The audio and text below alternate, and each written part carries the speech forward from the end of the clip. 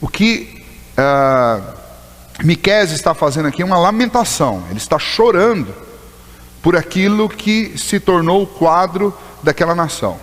Ele está fazendo o povo sentir, através do texto e do lamento dele, a gravidade da situação em que eles se colocaram. E aí tem um princípio para nós já. O princípio de entender a gravidade. A gente tem o hábito de fazer com os nossos filhos mais ou menos assim. Eles fazem alguma coisa muito errada, e aí a gente olha sério para eles, ou na hora da disciplina, a gente chega para eles e fala assim: você entende a gravidade do que você está fazendo? Porque às vezes eles não entendem, às vezes eles dão até risada, e às vezes a gente vai corrigir, eles acabam até debochando da gente, porque eles ainda não entenderam a gravidade. Daí esse é o bom momento de você fazer dar aquela surra, não de cinta, mas aquela surra de verdades. E aí depois que você termina, eles mesmos vão perceber que a gravidade do ato deles, e às vezes vão até chorar por aquilo que eles fizeram, e vai doer mais do que a cintada, do que a varada, porque na hora que você percebe a gravidade, você descobre que a disciplina física, ela nunca é equiparada ao tamanho daquilo que a gente faz, a gravidade do que se faz. Porque o que se faz tem a ver com questões morais, questões de caráter. E não existe disciplina física suficiente para compensar um desvio de caráter. Se existisse, cadeia resolveria o problema de todo mundo. E não resolve. Porque para resolver um problema de caráter, você precisa levar o sujeito a sentir a gravidade daquilo que ele está fazendo. E muitas vezes a gente não consegue. E às vezes existem pessoas que passam a vida inteira sem nunca conseguir medir a gravidade daquilo que fazem. E você até consegue emitir algum tipo de disciplina para essa pessoa, mas essa disciplina acaba não resolvendo. Por quê? Porque enquanto a pessoa não perceber a gravidade do que ela está fazendo, não há disciplina que surta efeito.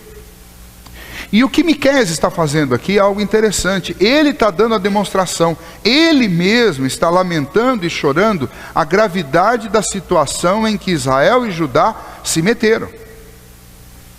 E isso é importante para nós, é didático o que ele está fazendo, porque a gente tem uma pressa muito grande em fazer a confissão e pedir o perdão e já se sentir perdoado e já sair dali sem pensar na gravidade do que a gente faz. E essa nossa tendência a não curtir, e aí curtir no sentido literal da palavra, de não curtir um pouco a dor daquilo que nós fazemos, nos leva a ser irresponsáveis e a repetir cada vez com mais incidência os erros que nós cometemos. Porque nós não paramos para lamentá-los, nós não paramos para chorá-los, nós não paramos para senti-los. É aquela ideia que de vez em quando eu faço, quase que de forma cômica, eu faço a brincadeira, às vezes algumas pessoas pegam, outras pessoas nem captam o que eu estou dizendo, né? E quando a gente faz aquela oração de confissão aqui no domingo, é uma forma didática, apenas para lembrar que é algo que eu preciso fazer sempre, a gente inclui na liturgia.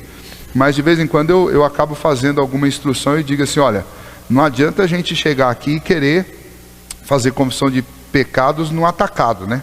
Você peca no varejo e na hora de fazer confissão pede perdão no atacado, né? Então você peca todo dia, faz um monte de coisa, aí você chega no domingo e fala: Senhor, perdoa a multidão dos meus pecados. Quer dizer, você não está sentindo nada, não tem sentimento nisso.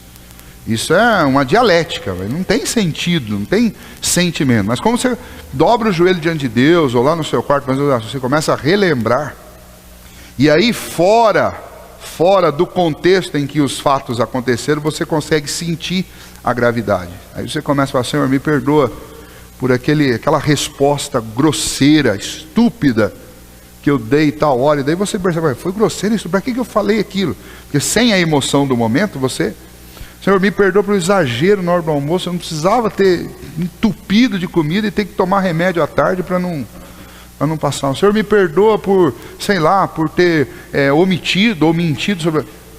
Isso é confissão de pecado de verdade. Isso é lamentar. E se eu não tiver esse momento de lamento, eu não vou ter uma reflexão maior antes de cometer os atos, porque simplesmente eu fico evitando sentir as consequências e a gravidade deles. Então, o que Miqueias faz nesse capítulo aí, ele está dando também um exemplo didático para nós, e Deus deixou isso para nós, para a gente perceber o seguinte: esses lamentos, e não é só no profeta Miqueias, o profeta Jeremias faz muito isso, os próprios salmos, existem muitos salmos de lamento, era próprio do judeu, eles curtiam, literalmente, eles curtiam esse momento de arrependimento, de dor, aquela ideia de se vestir de pano de saco, se sujar com cinza. É a ideia de não passar simplesmente rapidamente pelo arrependimento e pela confissão. Não, eu tenho que sentir a gravidade disso. Eu tenho que exteriorizar e internalizar aquilo que eu fiz. Não posso simplesmente passar batido, né? É o que normalmente o filho quer na hora da disciplina, né? Que o pai discipline logo para passar aquilo. Não tem que passar rápido. Você precisa sentir. Então a ideia aí do lamento é essa. Então eu queria propor para vocês, em primeiro lugar, por que eu tenho metade do capítulo 1 um lamento, e um lamento difícil, duro, falando sobre ser entregue, uma cidade, uma nação ser entregue a outra, sobre exílio, sobre castigo, sobre vergonha. Não conte isso em tal lugar para que as pessoas não saibam da nossa humilhação. A ideia é o quê? Sente a gravidade do que você faz. E o princípio para nós é esse: eu não terei maior chance de evitar o pecado enquanto eu não estiver de fato curtindo a gravidade daquilo que eu faço de errado. É curtir a gravidade disso que me faz ser mais cauteloso da próxima vez. É curtir, é sentir a gravidade daquilo que eu faço, que me faz ter mais temor a Deus antes de praticar esse ato novamente. É sentir a ausência de Deus, é sentir o silêncio de Deus, que me faz pensar mais antes de entregar o meu coração às vaidades dessa vida. Porque senão fica sempre tudo muito fácil. E exatamente por conhecer doutrinas tão poderosas e tão salutares para a nossa vida, como a doutrina da salvação pela fé em Cristo Jesus, da salvação graciosa, é exatamente por conhecer um tesouro tão precioso que eu não posso descuidar dessa questão de curtir e de lamentar o pecado, porque senão eu fico sem vergonha. A gente vai ficando descarado. Aí você faz, opa, estou na graça, e vai embora. E você nunca para curtir. Não, peraí, eu estou sim debaixo da graça, ninguém questiona isso. Mas a gravidade, existem consequências para a minha vida, consequência para a vida da minha família, consequência para a vida da igreja, consequência para o testemunho nosso diante do mundo. Então quando a gente fala que a nossa vida tem que ser diferente, não é tem que ser diferente para eu ganhar o céu pelo esforço. Não, tem que ser diferente por quê? Porque eu já ganhei o céu, e não foi por esforço, foi por graça.